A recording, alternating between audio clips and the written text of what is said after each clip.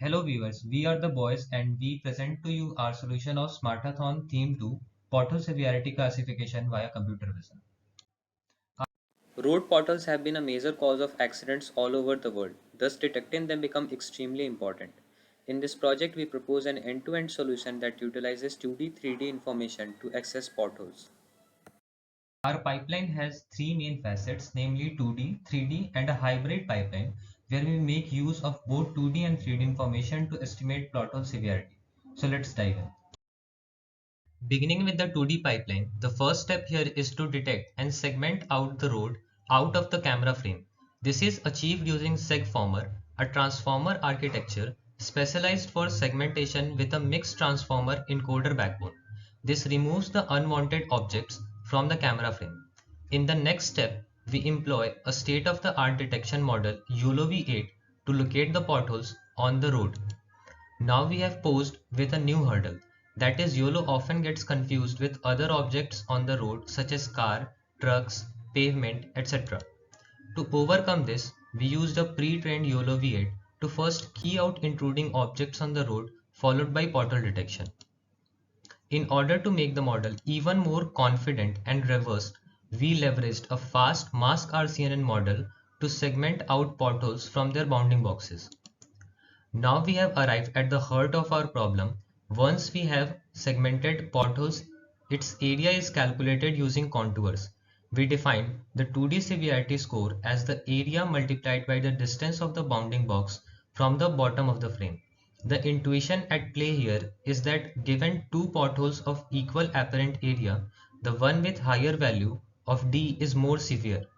Moving on, we suggest another pipeline that makes use of three-dimensional data to compute severity.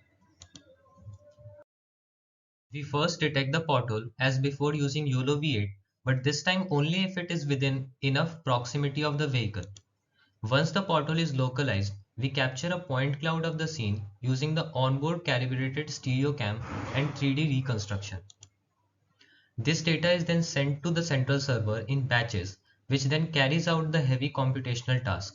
It performs a regressional estimation of the surface of the road using the point cloud, and distance of all the points from this plane is calculated. Evidently, the maximally distant point is a good estimate of the bottom of the pothole. Its volume is nothing but its depth multiplied by its height and width, which can be extracted from the segmentation mask as discussed earlier. This number is an estimate of relative severity of the pothole. Now we will talk about the hybrid pipeline and show how the proposal is physically executed.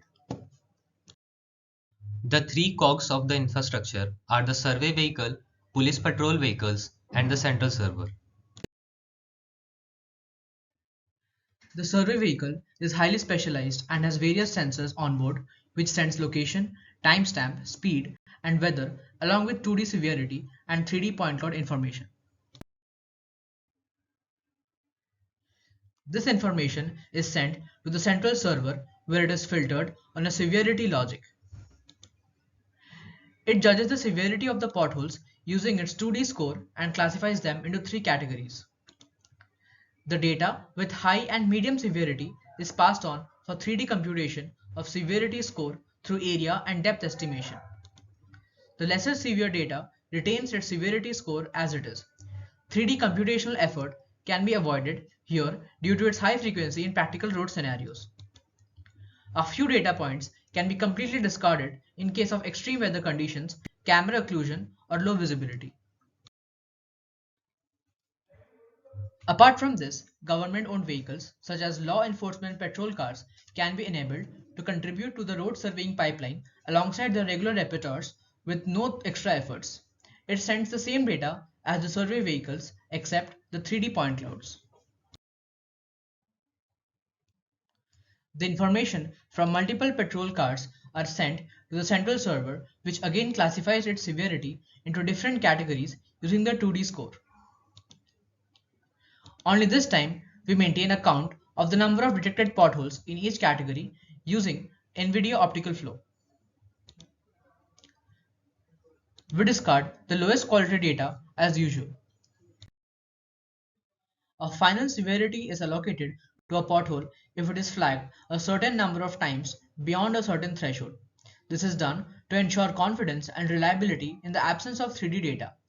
In this way, almost all corners of a city can be surveyed with just a few days of operation.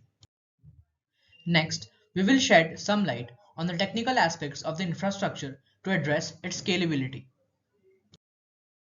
Scalability is of utmost importance to facilitate a dynamically growing model which trains on high volume data and continuously adapts itself to different urban conditions and road types.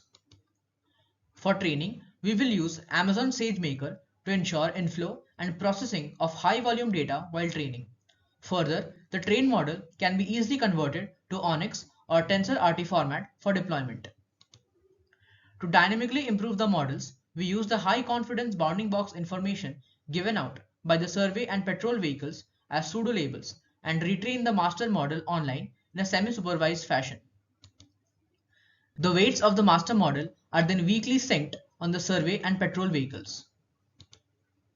Raspberry Pi is used for onboard computation on both survey and patrol vehicles, and for security and privacy, the stream data is secured using cryptography. This concludes our presentation and we hope it adds value to the bigger picture. Thank you.